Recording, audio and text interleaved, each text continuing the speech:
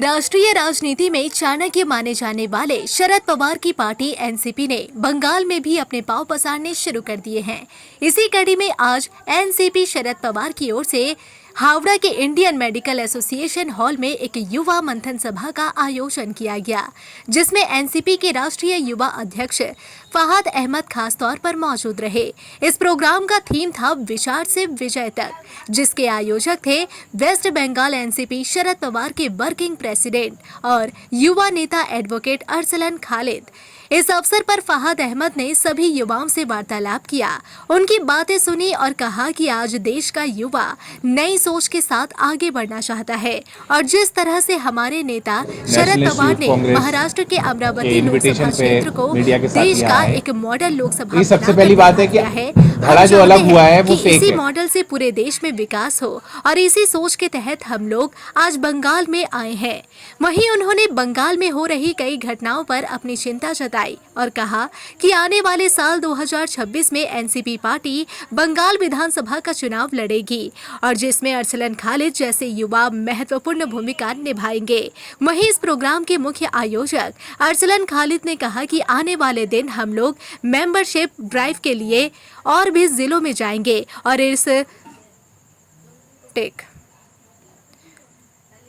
इस तरह का विचार मंथन हम लोग बंगाल के सभी जिलों में करेंगे। वहीं इस अवसर पर मौजूद युवाओं ने अरसलन खालिद के इस कविश को सराहा और कहा कि आने वाले दिनों में ऐसे युवाओं को ज्यादा से ज्यादा मौका दिया जाना चाहिए। असली एनसीपी का मतलब है शरद चंद्र पवार। जहां शरद पवार का चेहरा है वो असली एनसीपी है। और आपको दिख रहा होगा कि शरद पवार का चेहरा जो है, शरद पवार साहब का चेहरा जो है हमारे पीछे भी है और गेट पे भी उनके फोटोज लगे हुए हैं। देखिए, सोच हमारी पार्टी की यही है। हम ये चाहते हैं कि सिस्टम के अंदर नई आवाजें आनी चाहिए। हम वो प्लेटफॉर्म देना चाहते हैं और हमें आज मैं आपके माध्यम से ऐलान करना चाहता हूं कि पार्टी 2026 का चुनाव विधानसभा वेस्ट बंगाल में लड़ेगी। उसका स्वरूप क्या होगा, किस तरीके से लड़ेगी, किस अलायंस में लड़ेगी, इसका फैसला शरद पवार साहब और सुप्रिया सुले जी करेंगे और वो आने वाले वक्त के अंदर हम आप लोगों के बीच में आ जाएंगे। इस तरह के प्लेटफॉर्म खोलने का एक ये भी माध्यम होता है कि जो नई वॉइसेस हैं वो आए, जो क्रिटिसिज्म है सरकार का उनको जगह मिले, लोगों से आचार प्रदान मतलब विचारों का जो है एक दूसरे से आपस में आदान प्रदान हो, तो उससे पार्टी को फायदा होगा और सरकार को भी फायदा होगा और प्रदेश को भी फायदा होगा। यही कहना चाहता हूं कि वेस्ट बंगाल क्रांतिकारियों की धरती है, विद्वानों की धरती है। उस धरती पर हर किसी का स्वागत है। तो हम यही कहना चाहते हैं कि आने वाले विधानसभा में एनसीपी जो है वो पूरी मजबूती के साथ चुनाव लड़ने जा रही है और हम खासतौर से नौजवानों से ये आह्वान करना चाहते हैं कि आइए, जुड़िए एक ऐसी पार्टी से जहां एक ऐसा लीडर है जिसने इस देश को हर मुश्किल वक्त में राह दिखाई है। हम लोग जुड़ के एक ऐसे बंगाल का सपना देखें जो रविन्द्रनाथ टैगोर साहब ने देखा था या सुभाष चंद्र बोस जी ने देखा था या स्वामी विवेकानंद जी ने देखा था। उस सपने की तरफ ले जाने का हम लोग काम कर रहे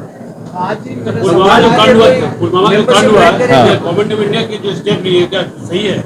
नहीं, स्टेप जो है वो गवर्नमेंट ऑफ इंडिया ने लिया, पूरा देश उनके साथ था, किसी ने कोई सवाल नहीं उठाया। लेकिन उसके बाद की जो परिस्थितियां हैं उसको लेके कुछ समझ में नहीं आ रहा है। परिस्थितियां ये समझ में नहीं आ रही हैं कि एक देश का प्रेसिडेंट यूएस का बोल रहा है कि मैंने ट्रेड के नाम पे जो है मैंने सीज फायर करा दिया। उसको लेके प्रधानमंत्री जी कोई जवाब नहीं दे रहे हैं। भाई, लोगों के बीच में आके उसके बारे में कुछ बात करनी चाहिए। हमने जितना भी देखा वेस्टर्न वर्ल्ड में कोई भी एक ऐसा देश नहीं था जिसने खुल के भारत का समर्थन किया हो। हमने इतनी सारे इस देश के प्रधानमंत्री ने जो है दौरे किए, उसका कोई निष्कर्ष निकल के नहीं आ रहा। और आज उसके ऊपर से देखिए, इस देश की जो सेना है वो बहुत बहादुर सेना है और वो पहले भी दिखा चुके हैं। भाई 1970 बंगाल से ज्यादा तो कोई नहीं जानता होगा, क्योंकि बंगाल के करीब का हिस्से को जो है तोड़ के 2 पाकिस्तान बनाए गए थे। तो मैं यही कहना चाहता हूं कि ये सरकार जो है, अब देखिए उठा किस तरह से फायदा रहे हैं। क्या नरेंद्र मोदी जी गए थे फाइटर जेट लेके? क्या अमित शाह जी गए थे, क्या नाम है, ड्रोन्स जो वहां पाकिस्तान से आ रहे थे उनको न्यूट्रलाइज करने के लिए? इस देश की सेना ने किया। आप बड़े बड़े फोटो लगा के क्या कहना चाहते हैं? आप इस देश की सेना का मजाक उड़ा रहे हैं। तो और एक बात हमेशा हमें याद रखना चाहिए मीडिया के साथियों को कि सवाल पूछने का मतलब ये नहीं होता कि हम अपने देश के खिलाफ हैं। हम तो चाहते हैं भाई देश रहेगा तब हम रहेंगे ना। अगर देश नहीं रहेगा तो देश की राजनीतिक पार्टियां कैसे रहेंगी।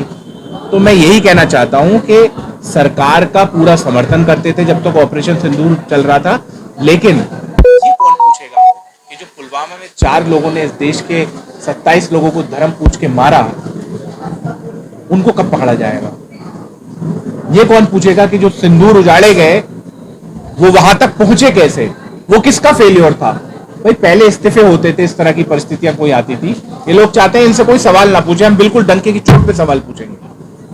आज ही मेरा सवाल है यहाँ पर कि आप यहाँ पश्चिम बंगाल में है, विधानसभा 2026 की लड़ाई लड़ रहे हैं। यहाँ पर आपने अपना युवा गठबंधन दिया विचार से विजय तक, लेकिन आप इंडी गठबंधन से भी जुड़े हैं।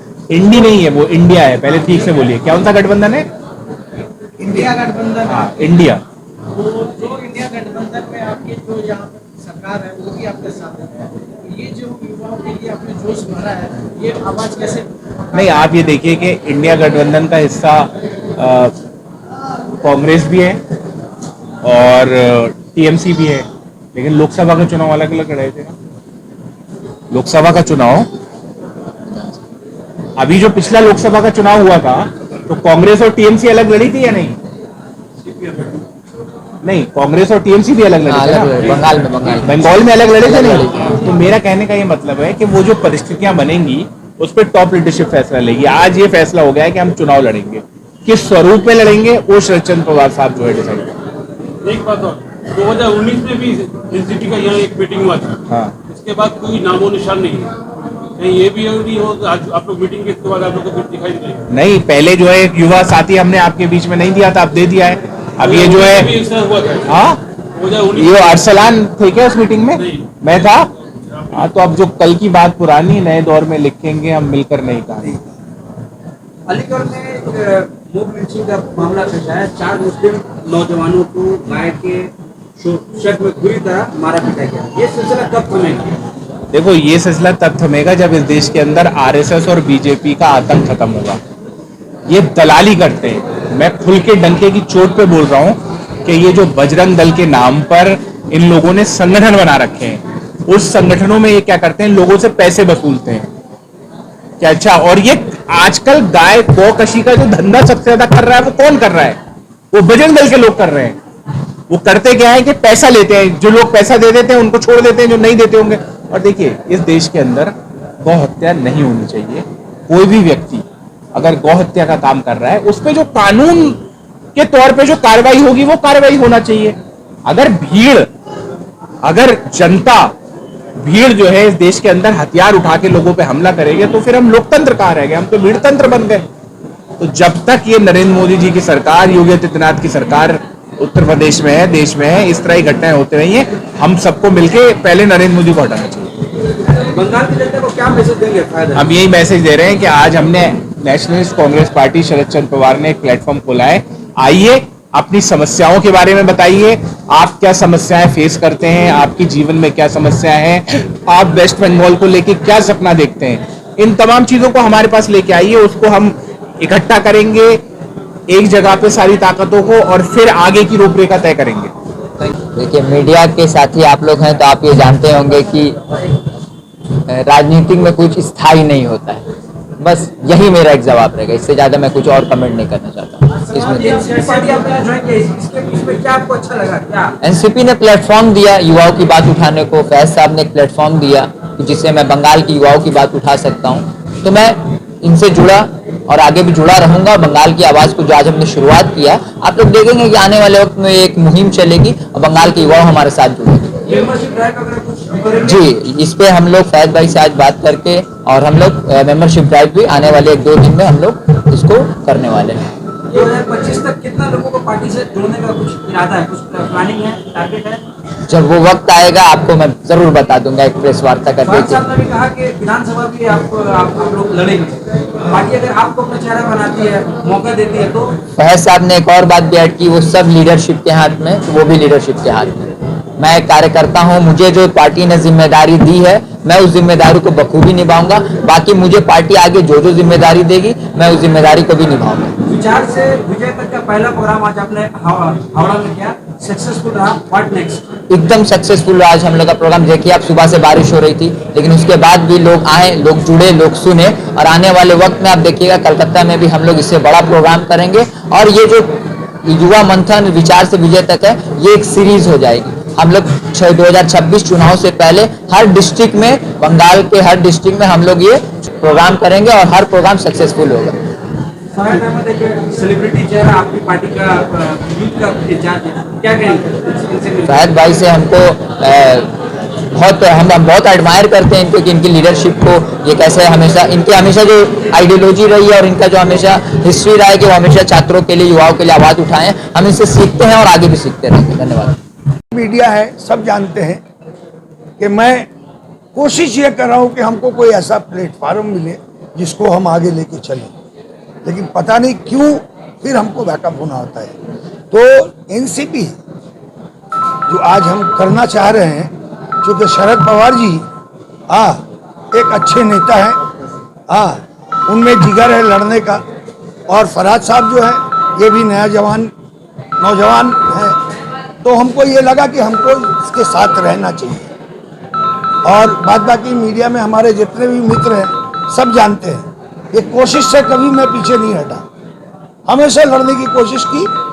लेकिन जो बोलते हैं ना, चूटी चढ़ते चढ़ते चढ़ते एक बार चढ़ जाती है, वही मेरा प्रोग्राम है। आज नहीं तो कल जरूर चढ़ेगी, ये मेरा वादा है।